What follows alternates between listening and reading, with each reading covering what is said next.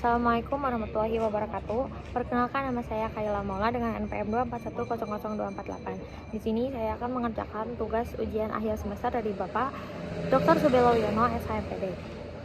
Judul PPT saya, Kedudukan Sosiologi Hukum dalam Kebijakan Publik, dari Teori Normatif ke Realitas Sosial. Latar belakang, sosiologi hukum merupakan cabang ilmu hukum yang mengkaji hubungan antara hukum dan masyarakat, serta bagaimana hukum berfungsi dalam kehidupan sosial. Dalam perkembangan negara hukum modern, pendekatan normatif yang hanya berfokus pada peraturan perundang-undangan tidak lagi cukup untuk menjawab berbagai persoalan sosial yang kompleks.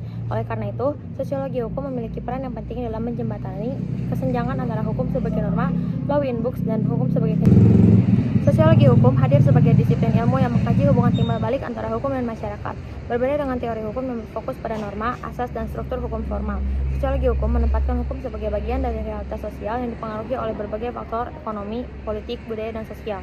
Pentingnya pendekatan sosiologi hukum semakin terlihat dalam proses pembentukan kebijakan publik. Dalam praktik penyelenggaraan pemerintahan, kebijakan publik tidak hanya dituntut untuk memiliki dasar hukum yang kuat, tetapi juga harus mampu menjawab kebutuhan masyarakat secara nyata. Oleh karena itu, pemahaman mengenai kedudukan sosiologi hukum menjadi penting dalam menjembatani hubungan antara teori normatif dan realitas sosial. Tujuan penelitian ini untuk menganalisis perbedaan antara sosiologi hukum dan teori hukum, mengkaji kedudukan sosiologi hukum dalam hierarki ilmu hukum, serta menjelaskan penerapan sosiologi hukum dalam merumuskan kebijakan publik. Selain itu, penelitian ini bertujuan untuk menunjukkan bagaimana pendekatan sosiologi hukum dapat menjembatani kesenjangan antara hukum sebagai norma dan hukum sebagai realitas sosial, sehingga mampu mendukung terwujudnya kebijakan publik yang responsif, efektif, dan berkeadilan. Hasil pembahasan, perbedaan kajian sosiologi hukum dan teori hukum. Teori hukum dan sosiologi hukum sama-sama membahas hukum, tetapi fokusnya berbeda. Perbedaan kajian sosiologi hukum dan teori hukum. Teori hukum dan sosiologi hukum sama-sama membahas hukum, tetapi fokusnya berbeda. Teori hukum lebih menitik beratkan pada aturan, asas, dan konsep hukum yang berlaku untuk menilai apakah suatu hukum sah dan sesuai dengan prinsip hukum. Kajian ini bersifat normatif dan menggunakan analisis terhadap peraturan serta doktrin hukum. Sebaliknya, sosiologi hukum melihat hukum sebagai bagian dari kehidupan masyarakat. Fokusnya adalah bagaimana hukum diterapkan, dipatuhi, atau bahkan dilanggar dalam praktik sehari-hari. Karena itu, sosiologi hukum menggunakan penelitian lapangan, observasi, dan wawancara. Jika teori hukum membahas hukum sebagaimana seharusnya, das solem, maka sosiologi hukum membahas hukum sebagaimana kenyataannya, atau das sein. Yang kedua, ada kedudukan sosiologi hukum dalam hierarki ilmu hukum. Sosiologi hukum termasuk dalam kelompok ilmu hukum empiris yang mempelajari hubungan antara hukum dan masyarakat. Kedudukannya melengkapi ilmu hukum normatif seperti dogmatika hukum, teori hukum, dan filsafat hukum yang lebih berfokus kepada aturan dan nilai hukum. Dalam pembentukan hukum di Indonesia, sosiologi hukum penting karena membantu memastikan bahwa peraturan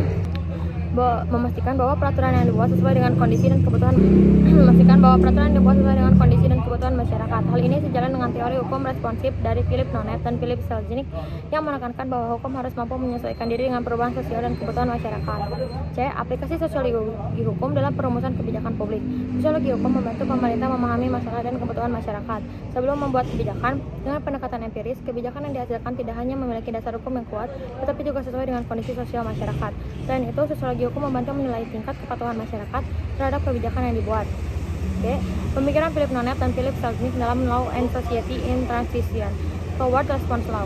Philip Nonet dan Philip Selznick menjelaskan bahwa hukum tidak hanya sekedar kumpulan aturan, tetapi juga hukum represif. Pada tahap ini, hukum lebih berfungsi sebagai alat kekuasaan untuk mengendalikan masyarakat. Kepentingan penguasa lebih diutamakan daripada kepentingan masyarakat.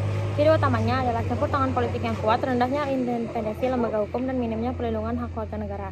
Yang kedua ada hukum otonom. Hukum mulai berdiri lebih mandiri dan tidak sepenuhnya dipengaruhi oleh kekuasaan politik.